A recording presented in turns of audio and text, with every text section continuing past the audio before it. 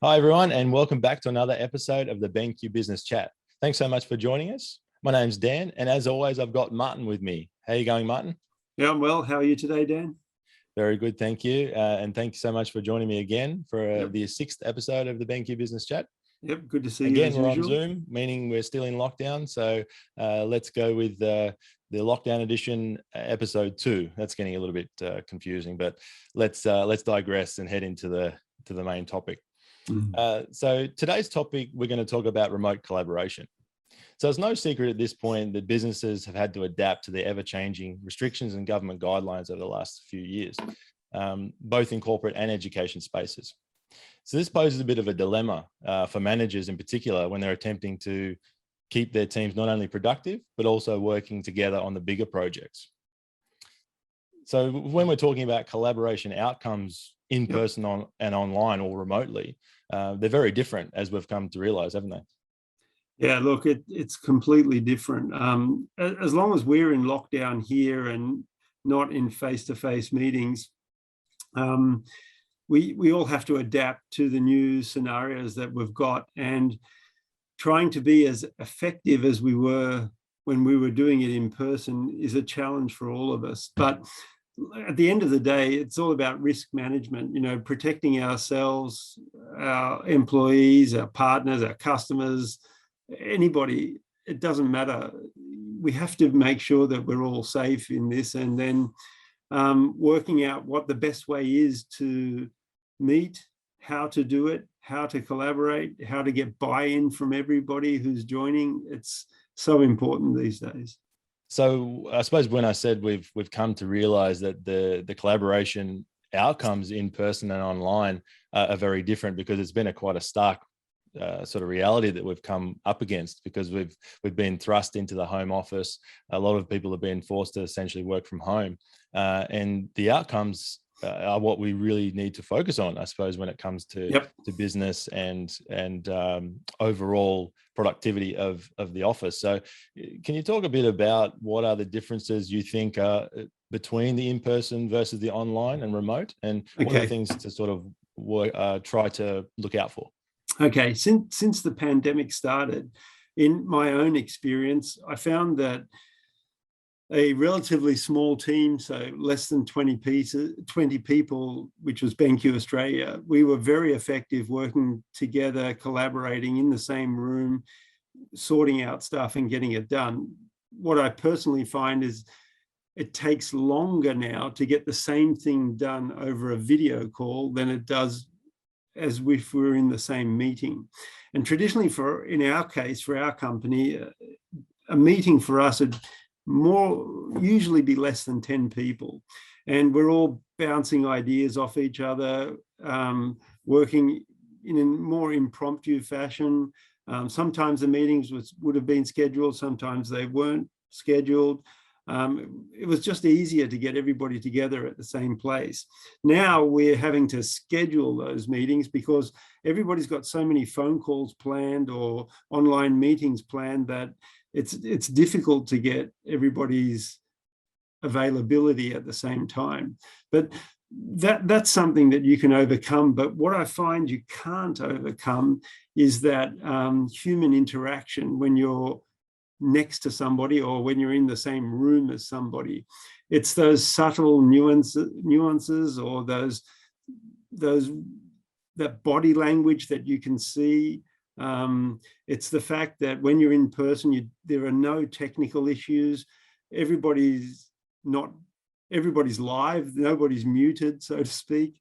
So it just works better when you're in the same room together, I find.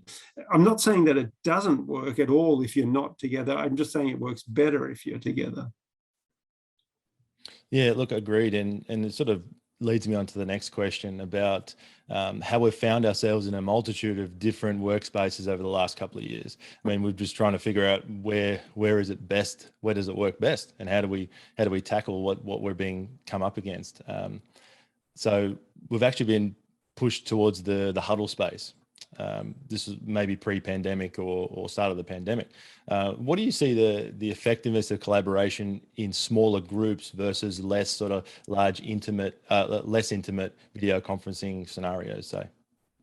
Right. So since the pandemic started, I think the number of bigger meetings has really dropped in number, and whereas the smaller meetings has really increased. So that works in a few ways. So a one-on-one video call is quite common these days and quite popular. And that's probably flourished as a result. But what's suffered is the bigger meetings, where you have more than 20 or 30 or even 100 people on one particular video call. So I think what we've all come to figure out is that these huge meetings online aren't that successful or don't really achieve the outcomes that they're looking for. Whether it's, if you have a smaller meeting, then you can really get some benefits out of it. You can achieve stuff. And the technology allows pretty simple collaboration via online methods that allow people to share screens, allow people to annotate online and do stuff. So you can get an outcome there. But because the technology limitations of having huge meetings mean that some people just miss out, and the effectiveness of those meetings just isn't there. But other things are really flourishing as well, and that's instant messaging. Within the meeting, people are sending instant messages to themselves as well over all kinds of platforms. And even though you may be logged in on your laptop, you've still got your mobile phone that allows different messaging at the same time. And some platforms allow individual messaging to each other as well. And I think that's common across most platforms now. Yeah, look, there's definitely a lot more opportunity for communication as long as we can get our heads around the new types of formats. I suppose, again, leading on to the next question about often doing these meetings in a video conferencing scenario. When it comes to video conferencing quality, our digital infrastructure plays a really integral role. So we see many people going out and buying the best VC camera they can find, and then still finding themselves stuck in a low resolution in their conferencing software, for instance. What are some of the things to consider when understanding the role of hardware and infrastructure, like the internet connection, for instance, on remote collaboration in these types of meetings? Yeah, so internet connection is absolutely critical. If you don't have a stable connection, then the meeting itself will suffer because of poor audio, poor video quality, or just lack of bandwidth that shows some kind of stuttering on the screen or something like that. So, at the end of the day, technical issues will prevent some employees from getting work done. Not being able to log on to specific technologies, or not even being able to use all the features of virtual meetings, workshops, labs, whatever, that can be a real barrier to achieving stuff. So having higher quality video makes it easier, because it's so tiring to look at long video calls, because when you're not in person and you're not getting that body language or even the facial features to get input or reaction from people, what's happening is people are really staring at their screens, and this kind of screen fatigue causes all kinds of downsides, like attention spans are reduced, eye fatigue comes into it, all kinds of things. But then when the interaction, of course, there's verbal interaction and you're hearing sentences, but when the body language isn't there, or when you're not getting those signals as to how people are reacting to stuff, it means that only half of the messaging, or not even half sometimes, it can be higher or lower, but not all of the messaging is there. And so the communication level is then reduced.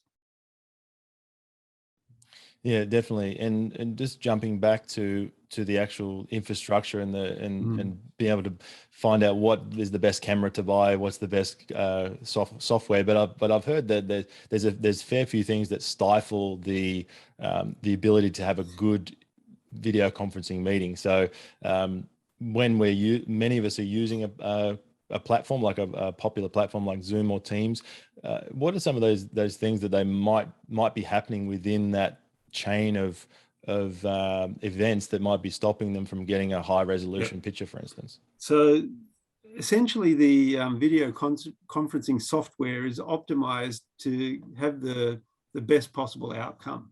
And literally, in my understanding, all of these platforms are throttling the video content. They're reducing it down. So even though the hardware may be in a good place to deliver a 1080p image via video or something like that, the software is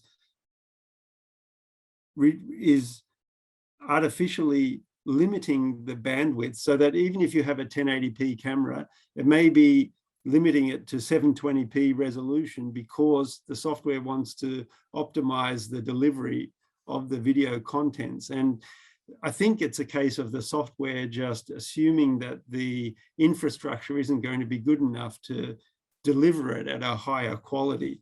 But higher quality in terms of video or audio reproduction will deliver a better outcome. And if the infrastructure isn't there in terms of bandwidth or something to do it, then people probably are just using the default settings and they're not going into the software to raise the limit, so to speak, to get an even better, higher quality outcome.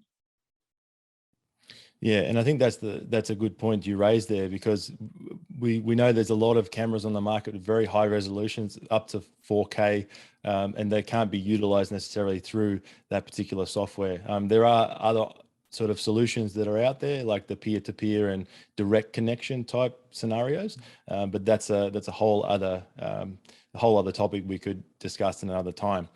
But now that we're working a lot more online, I think that we've all found ourselves in a remote working scenario where we don't have our files or our particular task material or meeting materials with us for that particular meeting that we're in.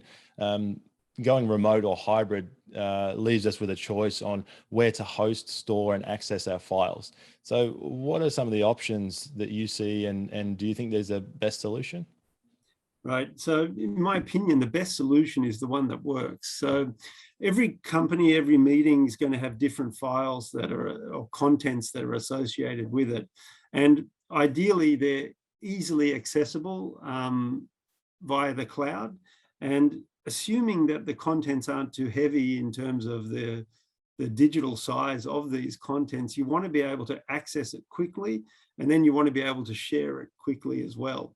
So being able to find what you want to share, what you want to talk about, being prepared in that way is very important. And having these kinds of things available at the click of a mouse, so to speak, so that you can quickly bring it up is the most important thing. But of course, there are security issues associated with it, because when we're working from home, we don't have the luxury of having that network security that's in place already in our office. So when we need to access stuff remotely, then the firewalls and other barriers to keeping unwanted people out of that information come into play. So having something that's accessible quickly and that works is going to be the best option every time. And that's right, whatever works best for the organization. And there's so many solutions out there that we can pick from. But I suppose it's just one of those things that you've got to go through and find out what the best suit option is for you and your company. And Martin, you touched on it a little bit earlier before about this question, but just to wrap up the chat today, there's another popular point of discussion when we're all logging on to our daily VC calls, to turn our camera on or to leave it off. It's certainly hard to gauge attention and participation either way, I think. But what is there a way to gauge body language, and how difficult really is it? Yeah, look, in my opinion, it doesn't matter whether you're in person or whether you're online. looking at people when you talk to them is important. Look, we're all human beings. We're social animals. We thrive on interaction. We thrive on interpersonal relationships. We enjoy seeing people. We like mixing. And so it's very important. So for me personally, having a camera on at all times is a given. It shouldn't be under discussion as to whether you can or can't turn your camera on or off. In business life, we all need to be professional about what we're doing it the right way, being presentable, being approachable, being seen as being visible, showing people just out of politeness that you're listening to them, nodding, or these kind of facial expressions are very important to us. And without that kind of basic understanding, it's very difficult to think that you can hold a conversation or have a meeting for that matter without that kind of personal touch. And it's not a matter of that we're at home all the time and we can just drop our standards, so to speak, so we all have to keep our physical appearance, again, looking professional and taking care of ourselves and each other and looking after each other. That's also one way that we need to interact with each other while we're online as well, as long as we can't meet in person. But as I mentioned at the very beginning of this call, it's all about taking care of each other. And if we take care of each other, and then if we're working in the best way possible, then the outcomes that we were achieving when we were together in the office can be achieved if we're remotely doing it. Yeah, and that's right. We've got to try to keep that connection between ourselves and make sure we're still working in that productive manner to the common goal. But just on that last point of this particular question, eye contact. You mentioned eye contact a couple of times. Is it possible, and how difficult is it to maintain eye contact with your team? And does it really matter how big your video conference is based on keeping eye contact? Yeah, so it's much, much harder to maintain eye contact online than it is in person. When you're in person, subconsciously, whether you know it or not, you are constantly checking the facial expressions that people are giving you at any time. And trying to do it online is so much more difficult simply because screen fatigue, and you're looking at tiny images on the screen, and trying to pick up those nuances online is much, much more difficult. And there are heaps of studies out there that back that up. And it's something that we haven't considered, and probably we've just taken it for granted while we've had that face-to-face communication. But after a 1 hour call or something like that, if you're heavily involved in it, you are a lot more tired, and that kind of fatigue does come into it. Not to mention the fact that many of us are trying to do homeschooling as well. We have pets at home as well that distract us. That can be a barking dog or something going on in the background. So that just all adds on to the stress level of what we're trying to achieve by being at home. And there are pros and cons. Look, being at home means you're not in the commute, you're not stress driving or running to catch a train to get somewhere or something like that. There are all kinds of benefits, but there are also downsides of working at home, and somehow we need to balance it all and just do the best we can. That's right, and just to finish up, it's a balancing act, and we'll obviously try to do our best with working in the office when we can, and then working remotely and efficiently when we can as well. But it definitely is an ongoing struggle in many organizations, but the technology is getting better. People are getting more understanding about how the technology works and what tools to actually use, and I hope that that it happens sooner rather than later. But we definitely are a fan of the collaboration that can happen in person as well. So that's what's really important. Yep.